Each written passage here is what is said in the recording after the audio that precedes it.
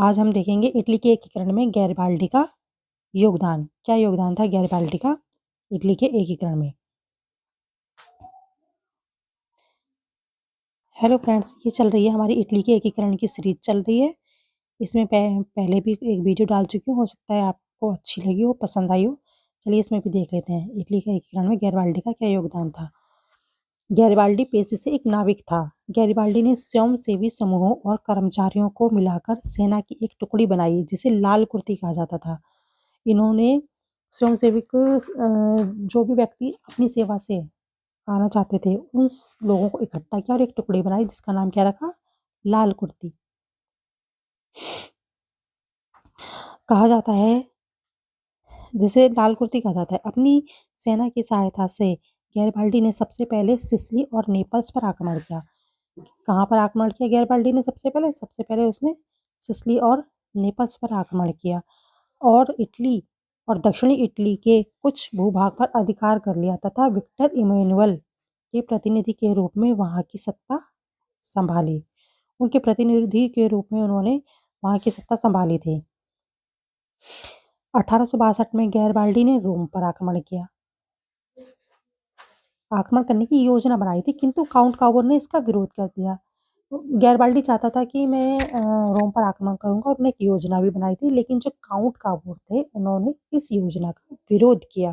तो गैरिबाल्डी ने रोम पर आक्रमण करने की योजना त्याग दी, मतलब उन्होंने रोम पर आक्रमण नहीं किया।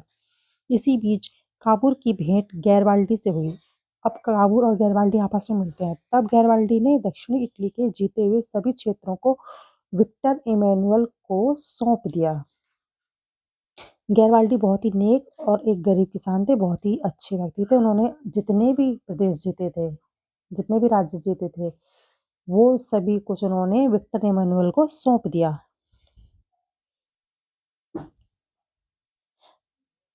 तब गैरिबाल्डी ने दक्षिणी इटली के जीते हुए सभी प्रदेशों को विक्टर इमैनुअल को सौंप दिया। विक्टर ने गैरिबाल्डी को स्वयं शासक बनने का प्रस्ताव भी दिया। जो विक्टर थे, उन्होंने कहा कि आप खुद शासक बन सकते हैं, किंतु गैरिबाल्डी ने अस्वीकार कर दिया क्योंकि गैरिबाल्डी एक साधारण किसान की भांति जीवन यापन करना चाहते थे। गैरिबाल्डी ने इस त्याग और बलिदान की भावना की सराहना भारतीय स्वतंत्रता संग्राम में भी जमकर की गई है। जो गैरिबाल्डी का जो ये त्याग है और जो बलिदान है, इसकी सराहना भारतीय स्वतंत्रता संग्राम में भी जमकर की गई है। लाला लाजपत राय द्वारा उनकी जीवनी भी लिखी गई। लाला लाजपत राय ने उनकी जीवनी भी लिखी है। किसकी जीवनी लिखी है? गैरिबाल्डी की।